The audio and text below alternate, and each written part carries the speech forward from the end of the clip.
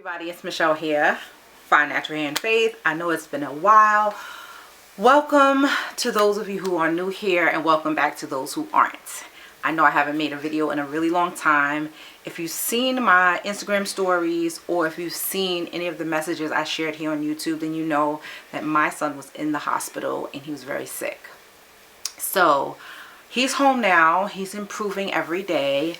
But we were in the hospital for 32 days. My glasses are filthy. I'm taking them off. So I really want to just come on and share with you guys like what's been happening and the status of this YouTube channel and what I've decided going forward. So I gotta tell you, I really struggled with deciding if I'm going to continue on YouTube. And there's two reasons I decided that I am going to continue, but I'm going to cut back. And that is because, one, I'm gonna just be very frank and very honest with you all. I do need the extra revenue that I earn from my YouTube channel and from my blog, you know, ads and such like that from my blog.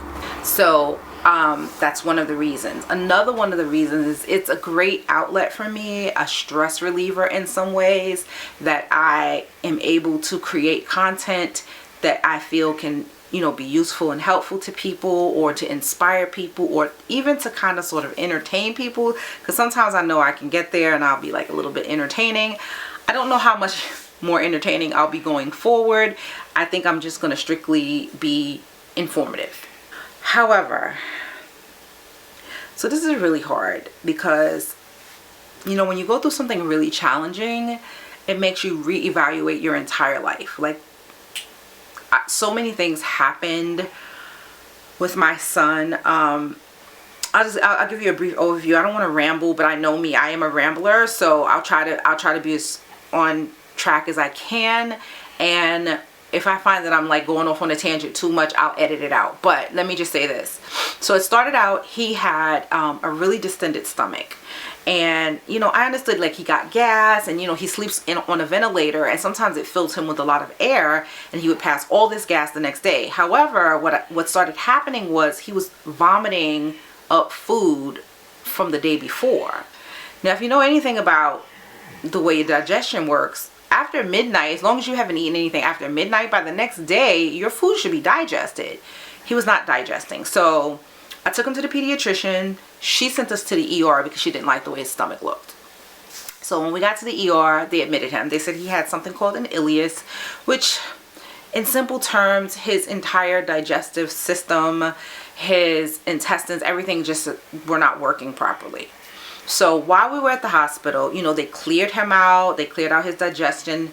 I mean, they cleared out his, you know, his bowels and everything. And they just kind of gave his digestive system a rest, feeling like, okay, we can, you know, reinstitute G-tube feeds. He has a tube, he's tube fed, that we could reinstitute that after a couple of weeks. So they went to do that, and it seemed like everything was okay. The day we were supposed to go home, he developed a fever.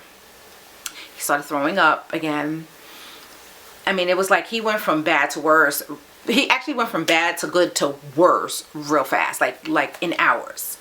And he started, I kind of debated with sharing this clip with you all. I'm going to share it just because, you know, if you're a special needs mom like me, or if you know someone, like, if you look at this clip, you would think, okay, he's having some form of seizure. I thought he was having a seizure.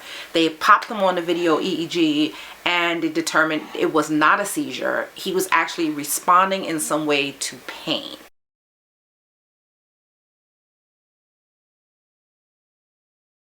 It was very alarming. It was very concerning.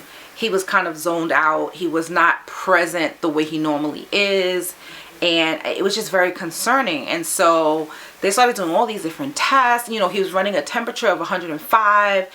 And they put him, let's just say this, by the end of the treatment, he had been on 5 different antibiotics because all of his bacterial tests were coming back negative. Yet we had to do a CAT scan. We did a CAT scan of his head to determine there was nothing going on there, and I was really upset and concerned about that, but I'm so thankful that it was nothing with his brain. So then they said, you know, we need to get a CAT scan of his abdomen. His abdomen, they went to give him contrast. you know, to see things internally. And when the contrast ran, it got stuck in his arm, like his IV blew, and that's what happened. So after that, you know, the body absorbs it. Thank God it's not like detrimental, but it's painful. And he was going through so much already. And then they discovered, from what they could see in the CAT scan of his abdomen, they caught like the bottom of his lungs, double pneumonia. When did he get pneumonia? Aspiration. All the vomiting, because of the way he has cerebral palsy, the way his muscles work. You know, if you and I throw up, we throw up, we upchuck it, you know, he swallows it, but the flap between, you know, it didn't close all the way, and it went into his lungs. So he got double pneumonia. They couldn't figure out what bacteria was fueling this. So in the end, he ended up on 2 antibiotics at the same time, and within 2 days the fever broke. But he was on Tylenol around the clock for like 2 weeks. His fever. His mind, he was like out of his mind. He was just not present. It was so upsetting. I would cry and I would cry. And then I remembered who I was. I remembered that I'm a child of God, and that God gives us promises in his word concerning healing. And I would go in the bathroom and I would cry out to God. But then I started to get angry. Not at God, but just angry at the situation. And, you know, I prayed and I started reading the verses of healing scriptures over him and making confessions. So they came to me and they said, we need to put a PICC line in, because he needs at this point nourishment. And we can't do it through a regular IV. So, you know, after they told me like the side effects or things that what could happen with the PICC line, I really did not want to get it. But I knew, like, okay, risk versus reward. He needs nutrition. He needs to get lipids. He needs to get all the, you know, the carbohydrates and things. So we got the PICC line. Within 4 days, it wasn't flushing. And we were like, why isn't it flushing? And like me, I'm mama bear. I'm like, wait a minute, stop trying to flush. Let me get an ultrasound done. I need, you know, y'all to do this, this, and this. Let's not do this wait and see thing. Let's get this ultrasound. Finally, the next day to do the ultrasound and discover he has a clot in the vein next to the PICC. So they got to take it out. So now, how's he going to eat?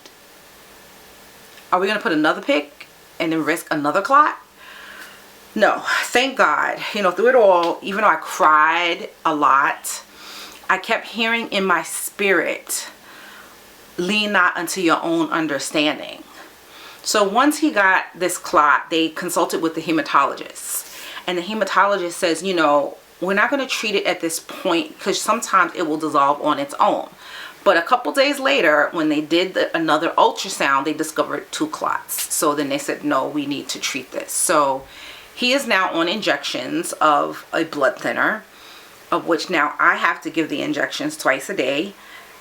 In addition to the multitude of new medication that he's now taking, like it is extremely overwhelming.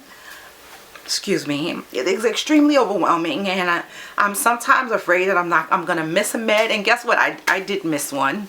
It wasn't a critical one, thank God, but like, you know, between, you know, the fact that like I don't have as much nursing as I need. I honestly, he has 1 nurse right now, and I wish I could clone her like 3 times over, because she's so great, but I don't have enough nursing right now. And so like when I'm alone like now, I have to make sure that I give him all his meds, I give him his injections, that he gets enough water, that he's tube fed, that he's vented, you know, so that the gas comes out and it's not building up in his system. It's just so much. But anyways, so, you know, when they told me that he needed to get this blood thinner, you know, I was horrified, because I'm like, we came in for a distended stomach. Now it's like pneumonia and blood clots and all these things, you know. But again, lean not into your own understanding.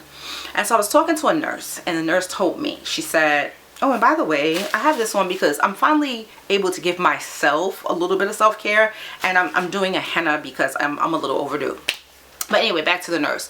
So the nurse at the hospital, I mean, I will say my son's been in the hospital a lot, and it is the nurses that really just kind of help keep me a little bit sane. And I will say the doctors that we had around the clock, they were so caring, they were so informative, they were so understanding. Like there was a couple of doctors in particular, a Dr. Brandstatter and a Dr. Henley, and then there was a couple of residents, and this is at Westchester Medical Center in New York, the Children's Hospital. And I'm saying this because if you're in New York and if you have a child and you need to go to a hospital, I highly recommend the Children's Hospital because of the care of the faculty. Anyway, so, you know, back to the lean out unto your own understanding. I'm talking to one of the nurses and she's saying like, you know, I'm surprised he's not on blood thinners already because he's like bedbound and, you know, he's at risk for clots already. And I never thought about it, never was concerned about it. You know, we take him out of the bed, he sits in the chair, he was going to school, all the different things. But in my spirit, I mean, unless you're a believer, you won't get this, or maybe you might. But like in my spirit, I sensed something was going to happen. And this, I'm not saying God gave him a blood clot. What I'm saying is the medication, the blood thinner that he's on now, I feel like God interjected before something else was about to happen. Like I sensed it in my spirit. Anyway, I say all that to say, all of this was so very trying. You know, we came home, we've been home for about a week, and I've really struggled with just picking up the camera, picking up my computer. Like I was like, I don't want to blog anymore. I don't want to record anything anymore. I don't want to do anything anymore. I just want to spend time with my son. You know, but I know that like, that's not really sustainable. Thank God I'm able to work from home. I'm with him all the time. The time I spent with him in the hospital, I gotta tell you, it was, even though like I could do this at home. This hospital stay, I mean, 32 days we were there.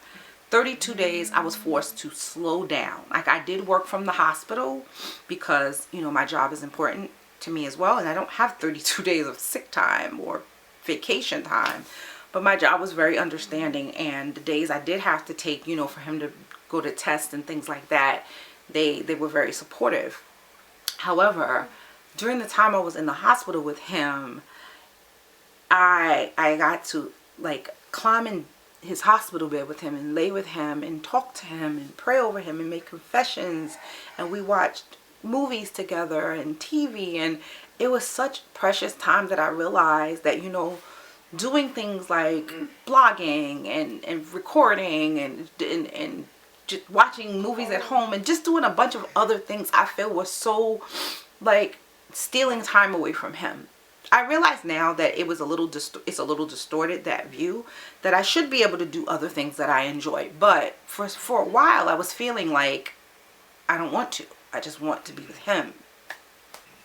But anyway, I say all that to say now that I still sort of feel that way. However, I don't want to give up some of the things that I love. And again, like I said, I do need the extra revenue.